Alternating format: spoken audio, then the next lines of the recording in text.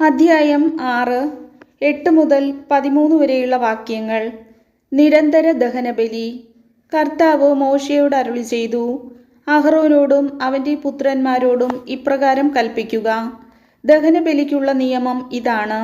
ബലിവസ്തു ബലിപീഠത്തിന്മേലുള്ള അഗ്നികുണ്ഡത്തിൽ രാത്രി മുഴുവൻ പ്രഭാതം വരെ വെച്ചിരിക്കണം. ബലിപീഠത്തിലെ അഗ്നി തുടരെ കത്തിക്കൊണ്ടിരിക്കുകയും വേണം.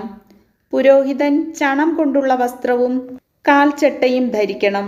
കാഴ്ചവസ്തു അഗ്നിയിൽ ദഹിപ്പിച്ചുണ്ടായ ചാരം ബലിപീഠത്തിൽ നിന്ന് ശേഖരിച്ച് അതിൻ്റെ ഒരു വശത്തിടണം.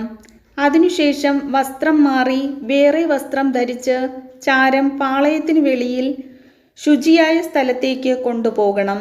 ബലിപീഠത്തിലെ അഗ്നി കത്തിക്കൊണ്ടിരിക്കണം, അത് കെട്ടുപോകരുത്.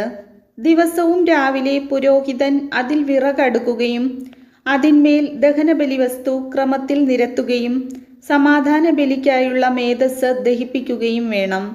ബലിപീഠത്തിലെ അഗ്നി നിരന്തരം കത്തിക്കൊണ്ടിരിക്കണം, അത് കെട്ടുപോകരുത്. കർത്താവിൻ്റെ വചനം.